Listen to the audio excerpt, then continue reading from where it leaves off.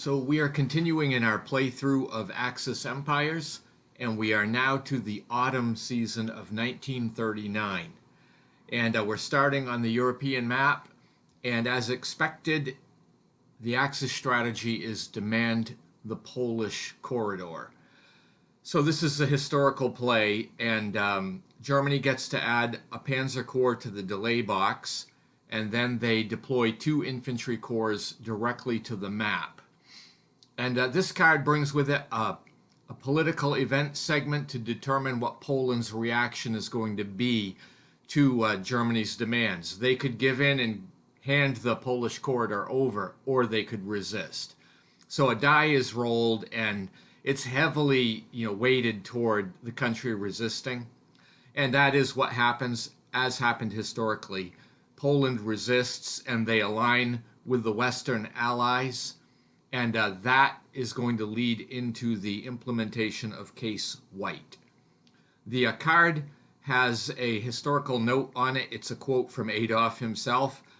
And he allegedly said, "I've always accepted a great risk in the conviction that it may succeed. Now it is also a great risk. Iron nerves, iron resolution." So we see the mindset there, don't we? So what happens? There's a blitz segment with this card. Germany is going to launch an attack into Poland. And the 7th and 8th armies, together with the panzers, attack the Polish forces in Poznan. And the defenders are completely wiped out. Poznan falls. That was an important capture. Then the 1st Army attacks the Polish infantry in the town of Łódź, and those troops are eliminated, and Łódź is captured. Then the 3rd and 4th Armies attack the Polish infantry in Krakow, and that city is also captured, but this time the Germans do suffer some losses. And finally, the East Army launches an attack on Warsaw, and both sides suffer casualties. You can see the East Army there deployed and has to attack across the Vistula. Then the East Army joins with the 1st Army in another attack on Warsaw. This time it's during the regular combat segment, and the Polish forces surrender. Warsaw is captured. Case White is a success to the Axis, and Poland falls.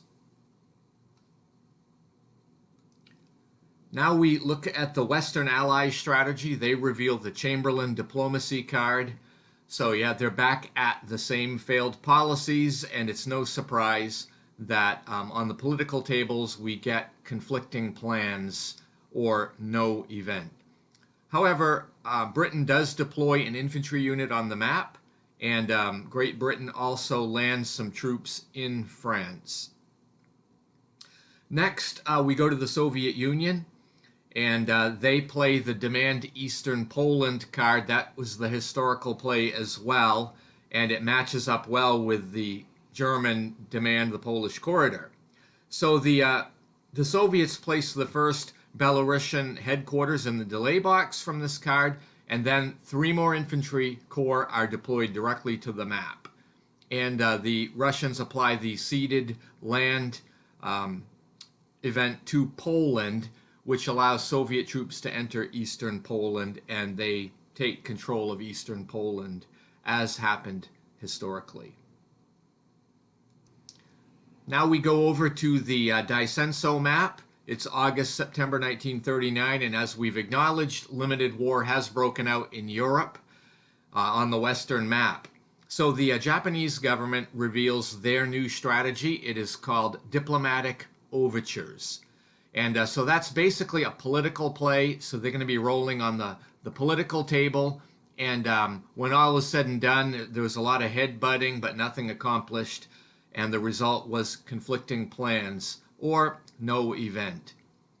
In China, however, the Japanese army works on capturing the railroad from Tangshan toward the city of Changshou. You can see that in the picture here. It's a complete success. The town of Kaifeng is also captured. Then the Western Allies reveal their strategy, Commonwealth rearmament. So they're continuing to prepare to go to war with Japan. And the Commonwealth begins mobilization, and the Australian, Indian, and New Zealand forces are added.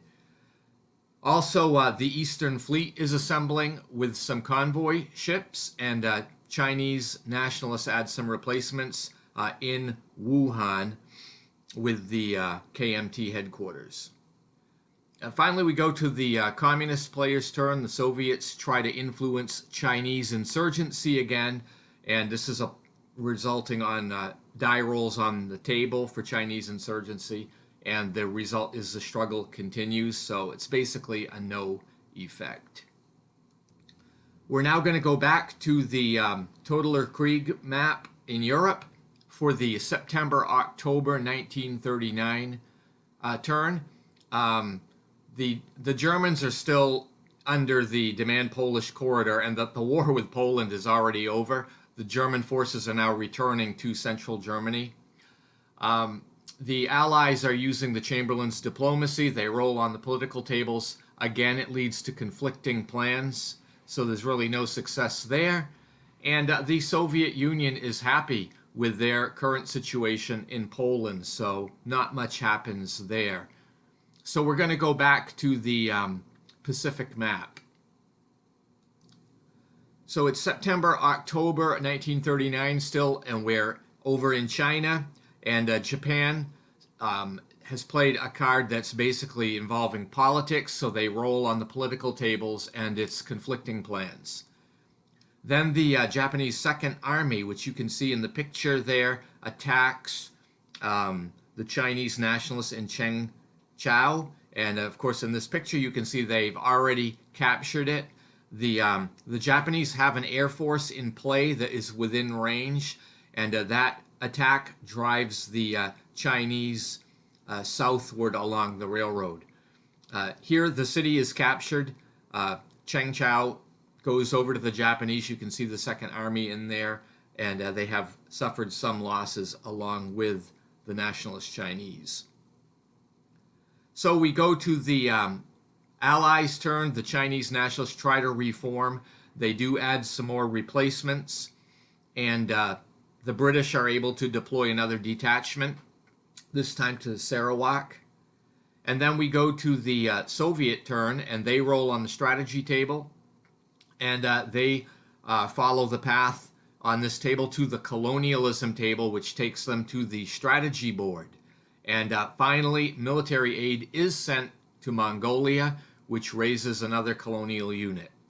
And that brings the exciting autumn 1939 turn to a close. And the main event, of course, is that Poland has fallen to the Axis. So we'll see what develops as the 1939 year rounds out in the next video. Thank you for watching, and have a great day.